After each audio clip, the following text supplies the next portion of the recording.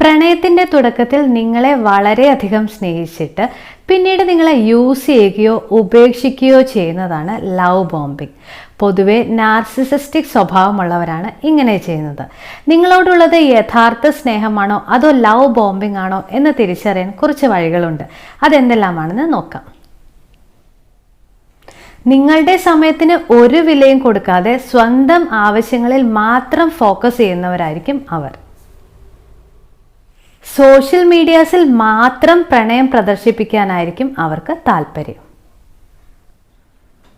പലപ്പോഴായി വിലയേറിയ സമ്മാനങ്ങൾ തന്നിട്ട് നിങ്ങൾക്ക് വേണ്ടി ഇത്രയെല്ലാം ചെയ്തു എന്ന് കണക്ക് പറയുന്നവരായിരിക്കും ഇവർ.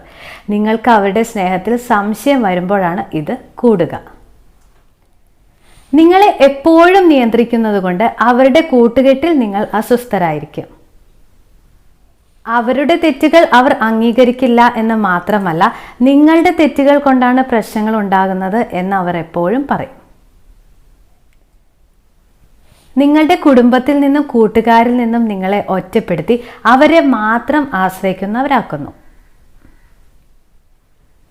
ലവ് ബോംബിങ്ങിൽ പെടാതിരിക്കാൻ ആദ്യം സ്വയം സ്നേഹിക്കുക, പ്രണയബന്ധത്തിൽ അന്ധരാകാതിരിക്കുക, പാർട്ട്ണർ ആണെങ്കിലും ബുദ്ധിമുട്ടുണ്ടാക്കുന്ന സ്നേഹത്തെ തിരിച്ചറിയുക.